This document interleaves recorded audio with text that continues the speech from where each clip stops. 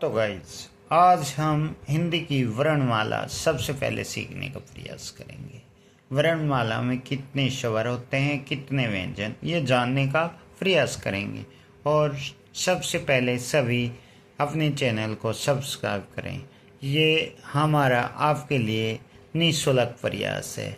कोशिश है कि हम बेहतर देने की कोशिश करेंगे। आपको बहुत अच्छा लगेगा। अगर कुछ मिस्टेक हो तो आपका छोटा या बड़ा भाई समझ के क्षमा करें। अब हम सीखते हैं वर्णमाला। हिंदी में वर्णमाला में स्वर कितने होते हैं, तो सबसे पहले हम स्वर सीखेंगे।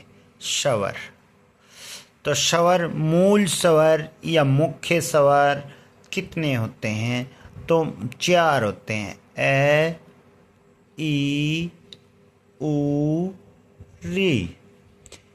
इन्हीं से सभी स्वरों का निर्माण हुआ है। ए का दीर्घ रूप बना आ, ई का दीर्घ रूप बना ई, ऊ का दीर्घ रूप बना ऊ।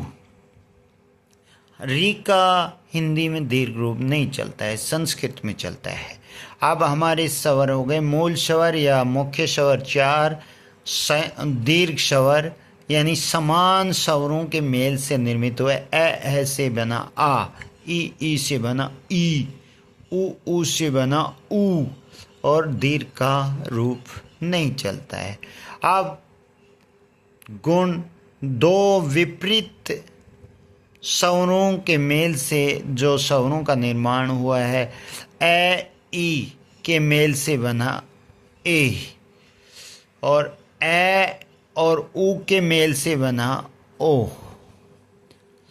ये दो विपरीत स्वरों के मेल से यानी ए और ओ का निर्माण हुआ। यानी हमारी स्वर संधि में आपने देखा है कि समान स्वर मिलने से स्वर संधि में दीर्घ संधि का निर्माण होता है, और विपरीत स्वरों के मिलने से यानी गुण मिलाए जाएंगे तो ए, ई से ए, ऊ से ओ बना।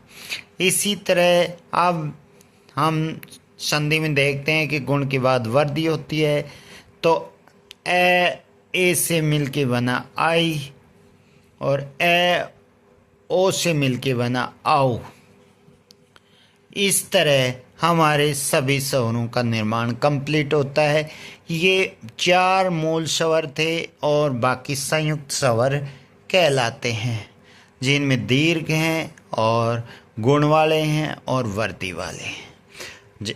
1 2 3 4 5 6 7 8 9 10 11, यानी टोटल स्वर कितने हुए? 11। यानी मात्रिक स्वर अब पूछा जाए तो इनमें मात्रिक स्वर कितने हुए, तो एक की कोई मात्रा नहीं होती है, इसलिए मात्रिक स्वर होंगे 10। टोटल स्वर 11। और अब अंग, अंग और एह, ये क्या है? ये ए के रूप हैं। इन्हें अंग, ये नासिके है और ये विसर्ग लगा हुआ है। इन दोनों को अयोगवाह वर्ण कहा जाता है। अयोग, अयोगवाह